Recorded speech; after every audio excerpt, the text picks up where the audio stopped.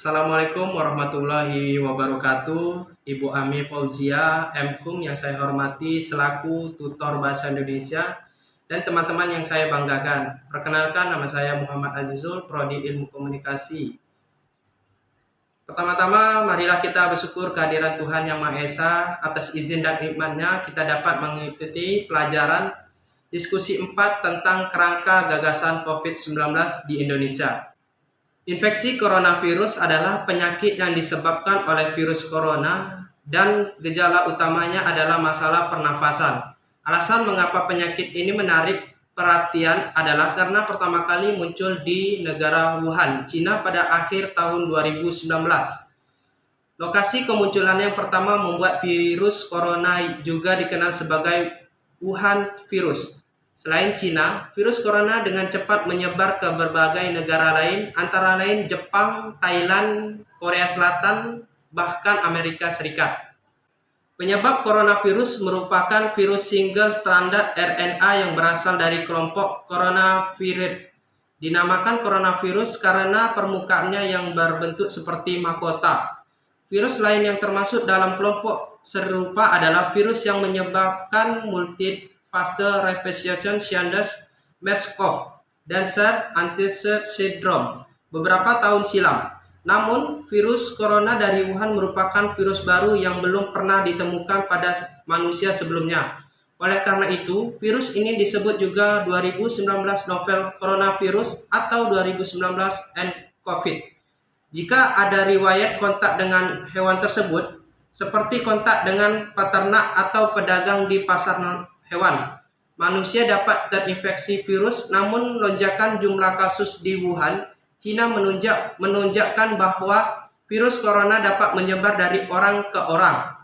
Virus dapat menyebar melalui droplet, yaitu partikel air yang sangat kecil yang biasanya dikeluarkan saat batuk ataupun bersin. Jika droplet terhirup atau tersentuh dengan lapisan kornea mata, seseorang berisiko tertular penyakit ini meskipun siapa saja dapat terinfeksi virus corona. Orang tua, orang dengan penyakit kronis dan sistem kekebalan yang lemah lebih rentan terhadap infeksi ini dan komplikasinya.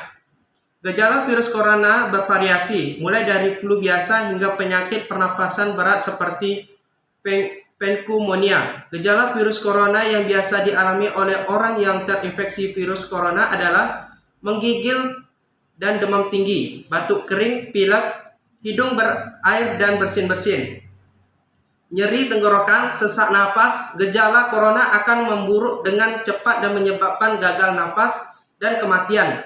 Gejala infeksi COVID-19 atau COVID-2019 dapat muncul 2 hingga 14 hari setelah terpapar COVID-19. Saat ini ada vaksin untuk mencegah penyebaran penyakit coronavirus. Pemberian vaksin Sinovac, Moderna, Astra, dan sebagainya. Cara untuk menghindari infeksi virus corona adalah dengan mengambil tindakan pencegahan proaktif dengan cara mencuci tangan, memakai masker, dan menjauhi kerumunan. Pandemi COVID berdampak pada perekonomian Indonesia, tidak hanya pada produksi barang saja, tetapi pandemi COVID juga memberi dampak yang cukup signifikan pada sektor industri kepariwisataan. Hal ini disebabkan kebijakan Indonesia dan negara lain menutup akses bandara dari penerbangan internasional yang membuat jumlah kunjungan turis ke Indonesia anjlok. Dari kasus ini berakibat pada peningkatan kemiskinan dan pengangguran disebabnya banyaknya pegawai karyawan yang dirumahkan atau di PHK. Meski demikian, pandemik juga memberi dampak positif bagi kemajuan teknologi. Semenjak pandemik, banyak individu terutama kalangan muda berlomba-lomba meningkatkan kecanggihan teknologi. Aktivitas manusia pun dipermudah dengan kecanggihan teknologi yang ada, seperti maraknya pembelajaran model e-learning, investasi online, maraknya pengguna marketplace. Bahkan kita dapat mengupgrade skill kita hanya dengan gadget saja.